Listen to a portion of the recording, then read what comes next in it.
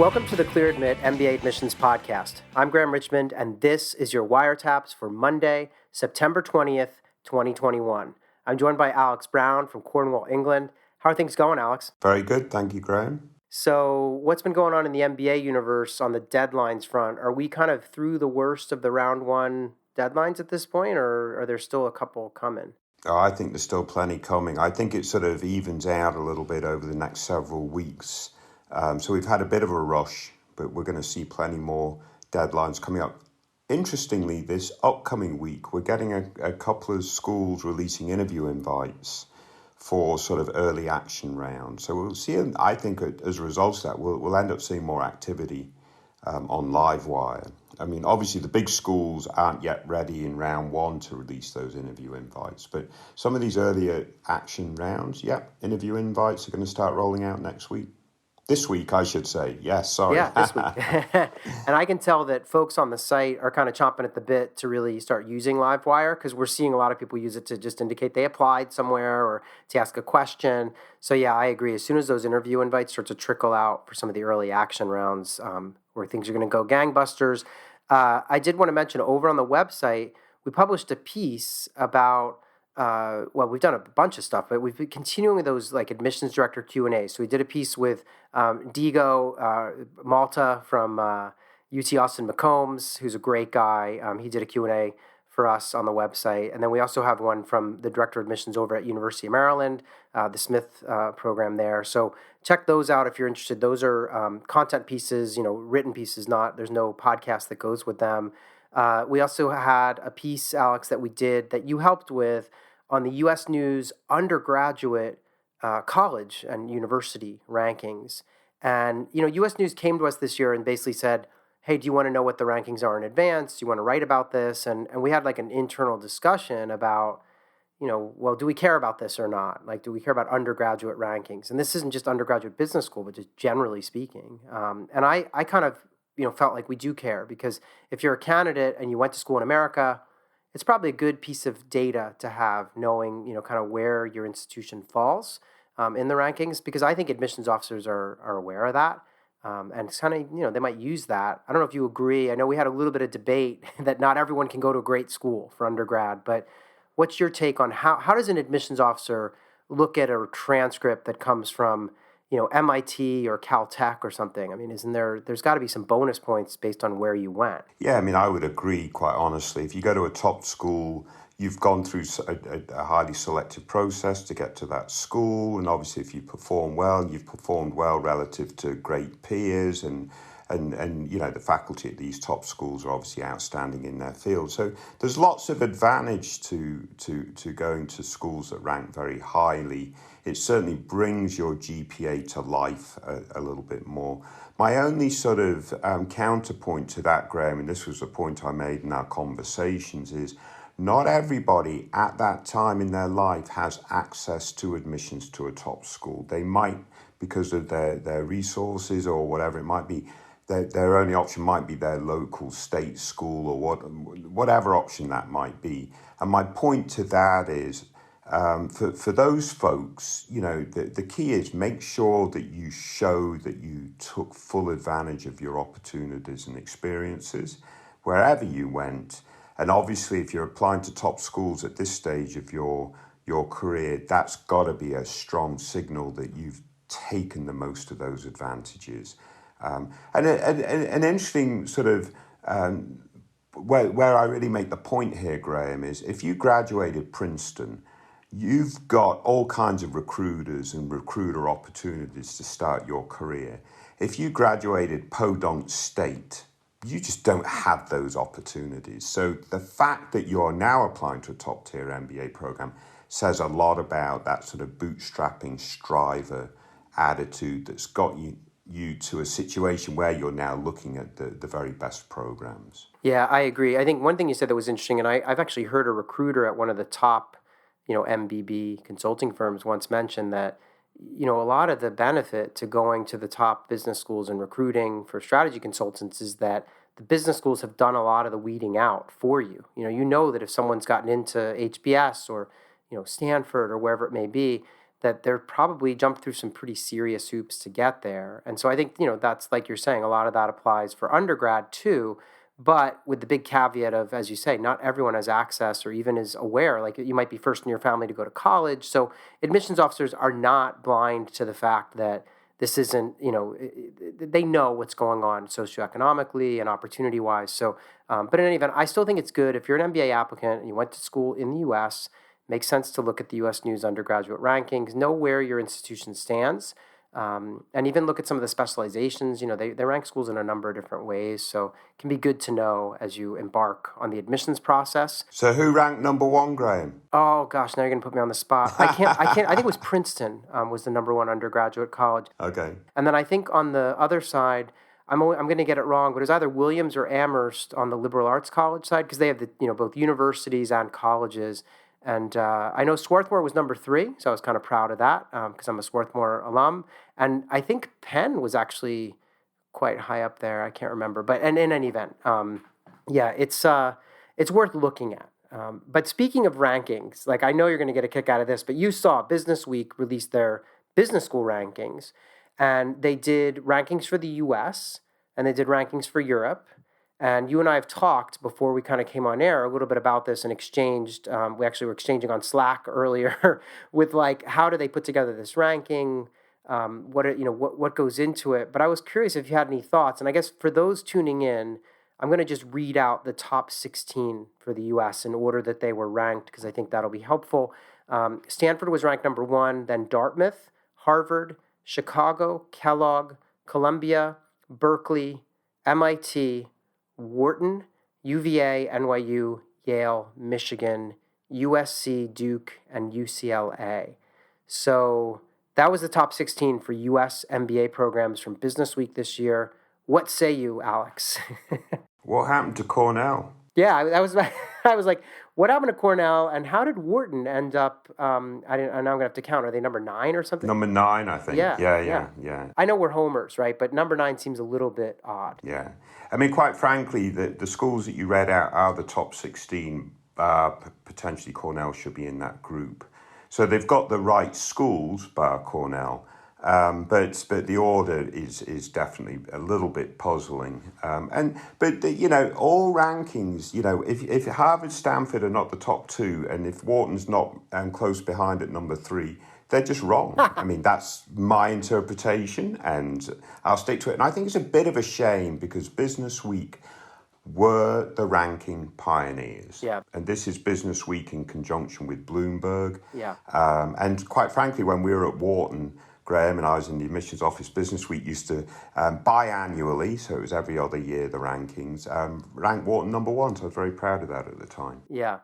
It is interesting. I mean, I think I should mention the way that their ranking works is actually really different than, say, U.S. News or some of the other ones. And so if you're curious, I mean, they basically survey students, alumni, and recruiters. And it's the recruiters piece that's really interesting or makes it unusual. And then what they do is they ask those groups to talk about the school through different lenses, and so they ask them lots of questions about compensation. So what's starting salaries and what are people earning after business school?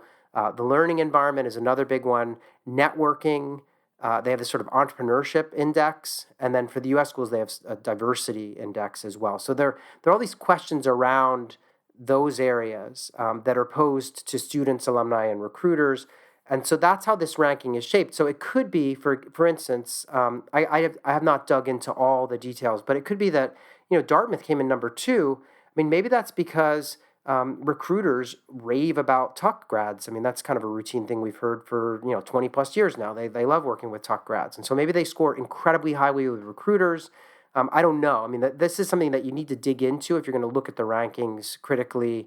But it's just interesting. And so I don't know if you had any other thoughts on the U.S. rankings there from Business Week. Yeah, I mean, it's interesting, and you might be very, very right about why Tuck is ranked so highly. But I go back to the simple idea, is Tuck a better program than Harvard? According to Bloomberg Business Week, the answer is yes. But according to most candidates applying to top-tier programs, and if they had those two as a choice in terms of 2 admits, I would say 99% would select Harvard. Yeah, that's where this gets, yeah, it's just interesting to see how does the marketplace behave versus what do these newspapers tell us.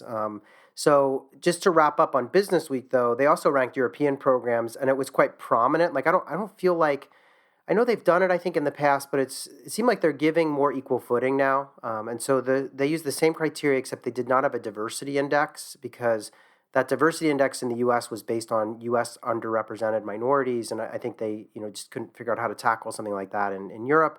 So the list for Europe, top 16 again, is IMD, ESA, Bocconi, INSEAD, LBS, IE, Cambridge, Oxford, HEC, Manchester, ISADE, ESMT, St. Gallen, EADA, and EDEC, and Mannheim. So that's the sort of top 16. Again, I would argue a lot of the schools you would expect to see. Some might debate, the order there as well. But I don't know if you any thoughts on those on that list. Yeah, INSEAD and LBS should be one or two. But also, there's a couple of schools here I'm not familiar with. But it also reminds me, HSA is what, number 6 or 7 here. But didn't we look at a ranking like last week or something that put HSA number 3 or 4 around the world? So including US schools. So, I mean, the reason why I bring that up is these rankings, they're all good to look at in aggregate, to look at schools that you might be interested in applying, sort of getting that sort of competitive set or whatever. But really, please don't choose a school to attend simply because it's ranked 2 or 3 in Business Week or US News or whatever it was, the ranking last week we were looking at. Yeah, maybe it was the FT or something. Yeah. So, Alex, wouldn't it be awesome if like we could democratize the Oh boy, rankings and here we just go, here we go. Big plug, yeah, and plug just alert, we'll allow call it. yeah, and just allow people to like rank the schools themselves. I mean, I think applicants who apply and even students who are going learn a ton about what they think about each school. So you're making fun of me, but we're announcing. It's actually not live yet, but well, it's live, but it's not really linked on our site. We have this new tool, a new social tool that's called Rankings Wire, and you can look at it. You can just go to clearadmit.com/rankingswire, all one word, all lowercase, and you will see this tool. And basically, the idea is you go in. You get to rank your top 10 business schools. We have you pick the schools, you put them in order, and you then have to indicate what's driving your list. Like you might indicate that, alumni network matters to you, or compensation, or academic experience, or location. There are all kinds of different categories, and you select a handful of factors that you would argue are driving your ranking of the schools. And then you have to provide some info, like if you're a current MBA student, you have to indicate where you're going so that we can see right out in the open any bias that might be present, or if you're a student an applicant or an alum, whatever. So you indicate where you're located. But it's a lot of fun. You get to put in your own ranking, and then people can comment on it. They could give it a thumbs up. And yeah, you can see we've just started to compile entries.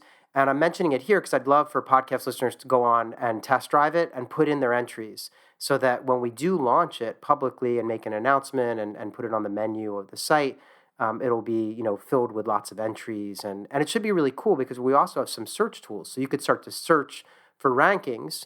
For example, you could say, I want to see everyone that ranked an East Coast location as the most important thing in their, decision about business school, or people who are most interested in compensation. I just want to see the rankings that have that as the major determining factor. Or you could say, I want to see any list that includes Harvard or, whatever it might be, right? So I think this will get interesting as we collect entries, but yeah, we'll see. Hopefully we can sort of democratize these rankings for the people, by the people kind of thing, but we'll see what happens. Very good. Looking forward to seeing how that unfolds, Graham. Yeah, so other stuff going on before we get into our wiretaps portion. I wanted to mention that I'm going to be sitting down with the admissions directors at both Chicago Booth and Kellogg next week, or in the next week, actually. So we should see some additional podcast episodes coming out with me chatting with those folks, which I'm very much looking forward to. And then this Wednesday at noon Eastern, I'm going to be emceeing an online event where we're welcoming the admissions directors from Berkeley, UNC, Columbia, Cornell, and Ross to talk essays. So I'm going to be sitting down with those folks, and it looks like a great group, and we've got a lot of heavy hitters. I think Amanda Carlson from Columbia has come in, and Eric Askins over at Berkeley. Like I think folks send their A team to come into our events, which is very cool. So I'm looking forward to that. And you can sign up on our website or just go to bit.ly/essay event series, all one word, all lowercase. Alex, anything else going on with you? I did. We did get a review, but I don't know if you want me to read it because I forgot that the reviewer pokes a little bit of fun at you. I don't know if you remember this one. Why don't we wait till the end? Because we got to get to these candidates. I know. Yeah, then we'll save this review to the end because it's absolutely fantastic. But yeah, let's kick on. All right, sounds good. So this is Wiretap's candidate number 1. So this is someone who's targeting an intake of 2024. So they've got some time. I just want to preface with that. But it's an apply wire entry that we received, and the candidate has currently listed 4 target schools. They are Duke, Emory, Kellogg, and Darden. This person's been working in supply chain consulting, and they want to move into just sort of strategy consulting or maybe tech after business school. They've listed out a handful of companies as sort of a who's who of consulting, from Accenture and A.T. Kearney on through Bain, BCG, Deloitte, Ernst & Young, McKinsey, and PwC. The GMAT score that this person has is a 700, which I think that's their first official testing. So they've taken it once, scored 700. GPA is a 3.69. They've only been working for about a year, again, because they're not going to apply until they want to start in fall of 24. So they're located in Atlanta, and they would really like to end up in Atlanta after business school. They left us a really lengthy note with all kinds of great details and information that you were able to kind of dialogue with them on. But they did say, Alex and Graham, love the podcast and excited to post my apply wire entry. I've been listening for the past 2 years to learn about the application and admissions process in order to help me best build my profile. And I've learned a ton about what is important to me and how I can best achieve my long-term goals through an MBA. So that's the profile. Alex, I don't know if you noticed, but they asked us a couple of specific questions, and I don't know if you wanted to try to tackle those or first offer some general commentary on their candidacy. Sure. Yeah, and that's why we're profiling them. They said such nice things about us, Graham. I mean, that's just the way it goes, right? Yeah. But yeah, I mean, the candidate asked, first of all, about this GMAT, Graham. They got 700 on the GMAT online test. So the question was, should they retake it? And the answer is quite frank. Absolutely, they should, because they have another year before they have to apply. So they've got plenty of time. They were also felt unwell taking the GMAT, and they'd been testing at a higher level. So clearly, they think there's room for improvement. So quite frankly, Graham, I think that's a little bit of a no-brainer, right? Get the test taken again, and if they run the risk of coming back with a bit of a lower score, I mean, the odds are stacked against that happening based on what they're telling us. But if it does come back low, they've got time to retake it again. So I do think that they would benefit from really pushing and maximizing their GMAT score. Yeah. They have a good GPA, so it's not like they've got a sort of, it's all rests on them doing super well on the GMAT, but really they've got so much time to maximize their overall profile, and the GMAT's a piece of that. So absolutely they need to do that in my book, Graham. In terms of what you think? Yeah, I agree. I was just going to add that their breakdown on the test, they had like a 90th percentile on the verbal, so that's fine. That's terrific. But the math, they were more around the 60th percentile. And so I think it's worth, spending a little extra time prepping and taking it again. I totally agree with you. Yeah. So their second sort of big issue in terms of what they're considering is they want to, in the long run, be in Atlanta. So that's very good. It doesn't mean that they have to get an MBA in Atlanta, although getting an MBA at Emory, knowing you want to be in Atlanta, is probably a very good option. It's a very good school based in Atlanta and so on and so forth. But they could certainly leave Atlanta for the duration of their MBA, but they need to make sure they go to an MBA that they feel confident can provide them a good set of opportunities back into Atlanta. And we talked about this a little bit, Graham. You suggested that UNC Keenan Flagler should at least be included on the list. And we also thought that really any of the top M7 programs are going to give them the resources and the networks and the community to be able to recruit well in Atlanta. That's a fair statement, right? Yeah, I agree. I was a little, they want to do consulting in the near term, and I thought, UNC has a pretty good, they have a special kind of career track for consulting. So I just, they have Duke on the list, I think, right? So Yeah. it's sort of like Duke and UNC makes sense, UVA, Emory. I mean, those are all the schools that are really close to where they want to land and have a good track record there. And then I also, yeah, I agree. Like any M7 school could place them in Atlanta if they want to go to Atlanta. So they may want to, depending on how the GMAT turns out and how everything else kind of comes into frame in terms of, how their work experience progresses, et cetera, they might, aim even higher and look at some M7 schools. They do have Kellogg on the list right now. But yeah, I don't know if you agree that they, this sort of, there's a lot of stuff still in flux here. Like we don't know yet because they're still at least a year away from applying. Yeah. So hopefully they take that on board. Well, they love the podcast, so they're bound to take it on board, right, Graham? But over the next year, they have another year. They have the opportunity to really continue to show impact at work.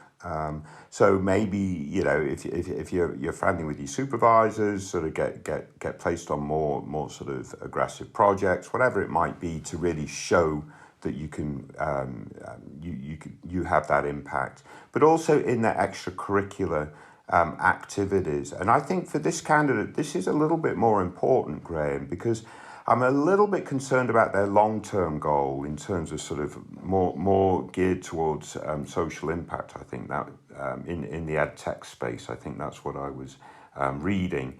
And it's like, and they talk about this sort of evolving from their activities outside of work. So making sure that really does look very strong. Outside of work, they're having impact. They're doing impactful stuff, which they are. But, to the extent that they can ramp that up, I think that's going to be a real advantage if they're tying that to their long-term goal. Absolutely agree. Like I feel like they're lucky again. They have this next year or so to really work on their extracurriculars and keep them. Yeah, make sure if part of your long-term career plan involves marrying, your kind of work experience plus something you've been doing outside of work, that outside of work stuff better be pretty strong because you gotta weave it all together. So, but I think this person's in very good shape. I think as long as they're open to going after the GMAT again. And I, they seemed a little worried about schools seeing multiple scores, and I'm not worried about that at all. Schools see multiple scores all the time. I just feel like they owe it to themselves to, since they were taking practice tests and scoring a lot higher. So I feel like they could, spend some more time, try and boost it. It may open some doors and even scholarship dollars that they otherwise wouldn't have available to. So I think it's worth it. Yeah, couldn't agree more. All right. Well, I want to thank them for submitting. And for listening to so many episodes of the podcast so early in their application career. So it's great that they're starting early. They'll probably be sick of us by the time they get to the actual application phase. But again, thanks for that post and for listening. Let's move on, though, Alex, and talk about Wiretap's candidate number 2. So this is an ApplyWire entry from a candidate who is applying this season. They've got 5 schools on the target list, and those schools are Berkeley, Carnegie Mellon, Rice, UPenn, Wharton, and UT Austin McCombs. And they have been working, I guess before business school, they've been working as a chemical engineer, and they'd love to pivot into sort of pure tech after business school. The GRE score is a 3.27, and the GPA is 3.62. So very solid numbers. They've been working for 5 years. They're located in Houston, and they indicated in the notes that they wanted to stick to this mix of 5 schools that they applied for in round 1. They feel like they fit the class profile at these institutions. And they were kind of asking if anyone reading this knew about like deadlines in terms of when they might hear about interviews and stuff. But they're also just wondering what we think of their chances and whether they've got the right schools on the list. So Alex, what do you make? I mean, I should mention, I think this was the candidate that said, yeah, they wanted to know if they were an overrepresented minority or not, overrepresented majority, because they are American, but they're of Indian descent and they're female. So they wondered about that. And then they also wondered about the M7, and I want to read you a quote and get your take on this too. She wrote, I haven't looked much into the M7 schools as I always felt they were more geared towards investment banking. So I'll have to take another look to which one is geared towards my needs, and I'm happy to hear your thoughts on this. I'm wanting to work in renewable energy or tech, given my engineering background. So I'll leave it all there, Alex. What do you make of this candidacy overall? Is she overrepresented or underrepresented, and should she be applying to M7 schools? Yeah, I mean, quite frankly, Graham, this candidate looks to me like someone who's not surrounded by a bunch of MBA folks, is coming at it sort of without that sort of support network around her. And as a result of that, is a little bit naive, if that's a word that I'm allowed to use, entering the admissions process. Because quite frankly, this is a female engineer, chemical engineer, who has shown a lot of impact at my work, as she's expressed, and in the extracurriculars that she's been involved in. She's a 3.62 GPA as a chemical engineer, so that, I don't know if that makes you a rocket scientist, but it certainly makes you very smart. 327 GRE, so the numbers are all there. And this notion that the perception of M7 is a feeder into investment banking is about 30 years old. And yeah, certainly, investment banks love to recruit at the very best schools, but they're an increasingly smaller portion, if you're able to say it like that, of the recruiters at these top schools. I really hope this candidate does throw her hat in the ring at some of these other M7 programs. I mean, she could be, I'm not saying that her current choice of schools isn't great. And obviously Wharton's in there. That's one of the very, very best. But she fully articulated that she thinks TEPA is her ideal program. And again, I'm not dismissing that TEPA's not very, very good program. But, let's say she got into Stanford and had an option between Stanford and TEPA. I'm not sure that she should choose TEPA over Stanford, for example, right, Graham? So I do think this candidate really needs to think long and hard and look at these school selections. If she executes really well on her applications, which I have no doubt that she has, she's already talked about redoing her resume to show impact, so she's got some of that language out there. And her goals, probably make sense based off of her chemical engineering background. I really do hope that she takes or at least my little bit of feedback. I get an app into Sloan at least.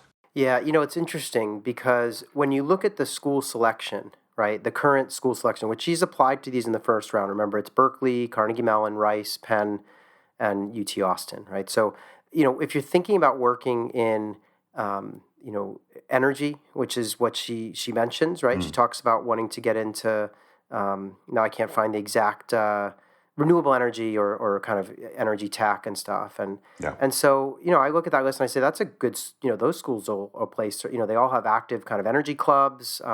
They all place in tech just, generally. So it's fine.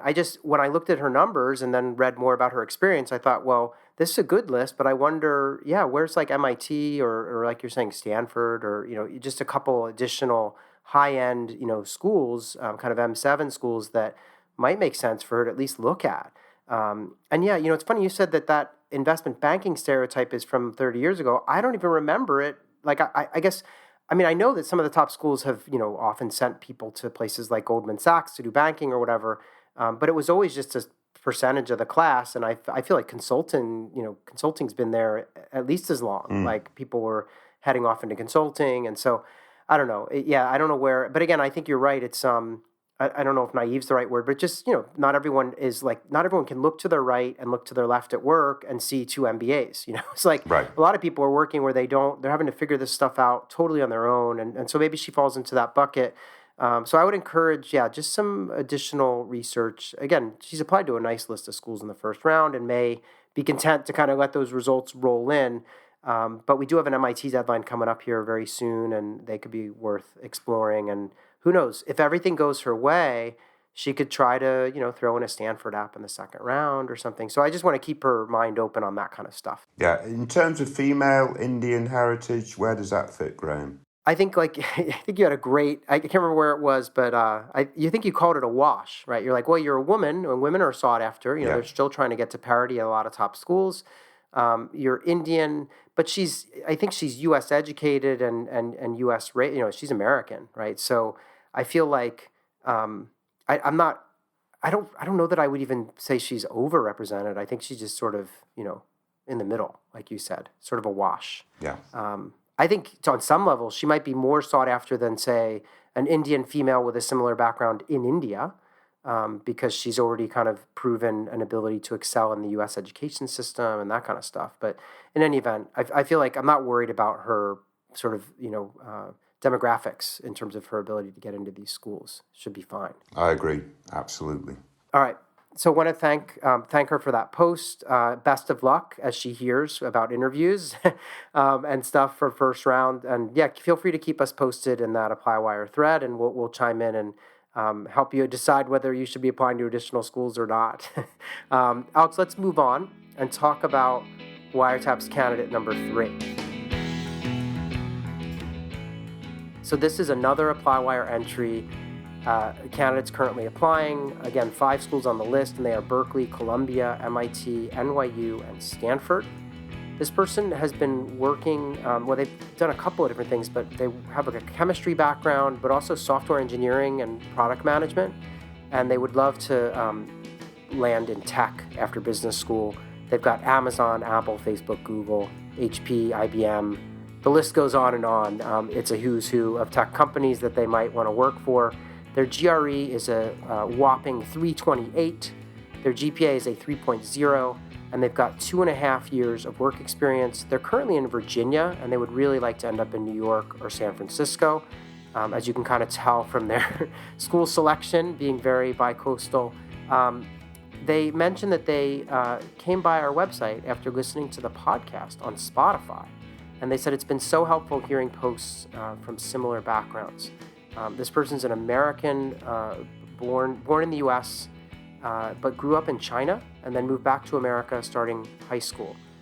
They did have that chemistry undergrad, but GPA is a 3.0, so that's a little bit of a red flag. Alex, what do you make of this candidacy? I know you had some dialogue with them, or at least you weighed in on the website, but do you think, do they have the right kind of schools on their list? Are they going to really struggle with that 3.0? What's your take? Yeah, the couple of things about this candidate. I'm assuming, Graham, that they've done very well at work and they've sort of found their path and all that stuff makes perfect sense. They'll be able to show good impact and so on and so forth, ties well to their goals. That's all very good. My concerns are twofold. One is this GPA, and they said, they identified that chemistry really wasn't their bag. And sort of allocated their time elsewhere through undergrad to try to make an impact and so on and so forth. And it's a 3.0 from a tough chemistry program or something like that, right? So they threw that out there. So that's fine. So let me address that first off, Graham. I think this candidate should just go ahead and sign up for HBS Core or MBA Math, do very well, and acknowledge that this 3.0 may raise a bit of a concern. And because of that, not only did they score well on the GRE, but they've taken these preparatory steps and so on and so forth. So I think that would be one thing to consider doing. The second thing that we don't know about, Graham, is what do they do outside of work? What are their interests and passions outside of work? And if my concern here is, Graham, if they don't have anything other than that they're a tech geek and they're doing all sorts of really good stuff related to work, that they come across as being a little bit one-dimensional in their overall profile. And if that's the case, that might limit some of their opportunity at the very, very best schools that they're targeting. They're targeting a little bit of a range of schools, so that's good. But the range is still quite high, Graham, with someone with a 3.0 GPA. Yeah, you could argue these are all kind of top 10 schools. I mean, Yeah. Stern and Berkeley are sort of right there, right after the M7. And so all the other schools are, M7 schools. So I hear what you're saying. I guess, um, yeah, just to provide some additional context, they had that chemistry undergrad, right, from a top seven American undergrad. And they said that, they had to, basically by the time they figured out it wasn't their passion, it was too late to switch majors.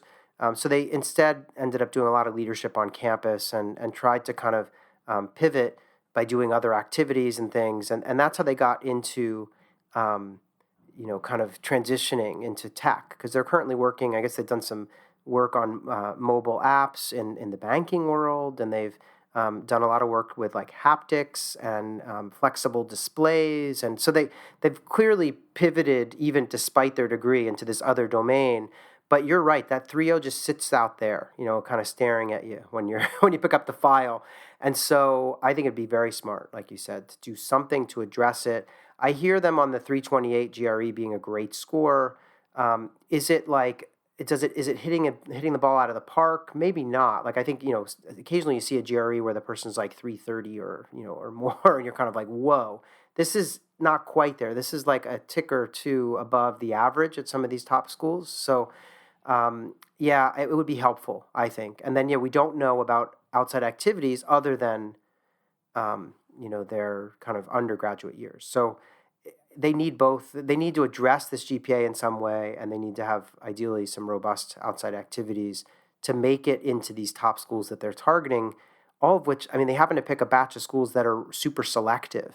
So yeah. Do you have anywhere that you would recommend they apply? If you like, I don't really see a safety on this list. Is there like any thoughts there?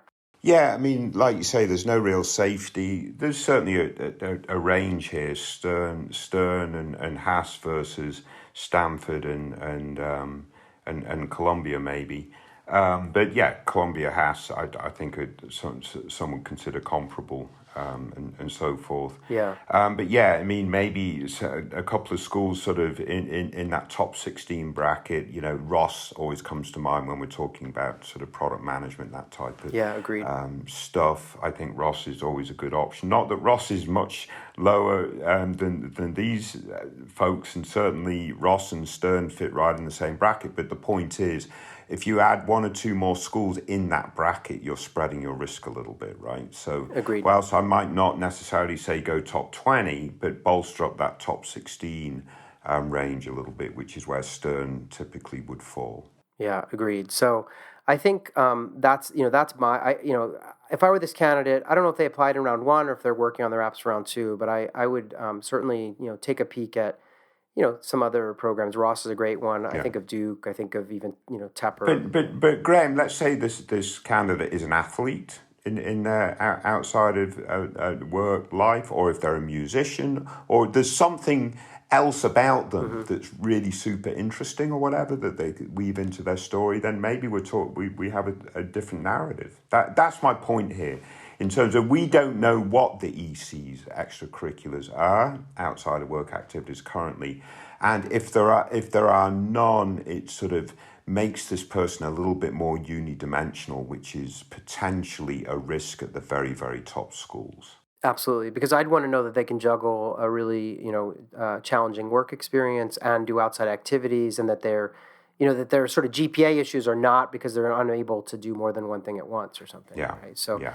anyway, I want to thank them for submitting. Alex, if you have a minute, we did get a review that sort of met. You got to get that done quick because I'm about to hang up. So we got a review from, I guess, from Stockholm, and the person writes, "A must listen for everyone considering an MBA. I have binge listened to this for the past week to the point where I feel like I know y'all, and it's been great, but I'm running out of episodes." And so they say, "I'm an international applicant listening in from Stockholm, and I must say this has been a blessing being able to hear how you analyze applicants since it's not common for us to study MBAs in the Nordic countries, so I've been rather lost in seeing the school's point of view. Kudos for bringing up all different types of profiles and thoughtfully commenting on them whilst providing other tips along the way. You're both stars. Keep it going. One thing I was rather unsure of about, though, could Alex maybe share what he thinks about Stanford's first essay question?" So So anyway, I had to laugh at that one just because you never stopped talking about Sanford's first essay question. Yeah. So clearly this person's poking some fun. As we all know, I love that essay. But yeah, if they're in Stockholm, maybe they're working in the online gaming industry. I know there's a huge culture and community of that over that way. That's absolutely fantastic. But no, great review. We truly appreciate it, and that's what we try to do with this podcast, is just sort of help deconstruct profiles so that though folks can get a sense of how an adcom thinks. That's kind of what we're doing. Yeah, it's like we're letting them into the back room. Yeah. Yeah. But anyway, Alex, so I know you got to run off to the pub probably, but let's do it all again next week if you're willing. And yeah, thanks so much for picking these out as always. Very good. Best of luck, everyone. Stay safe.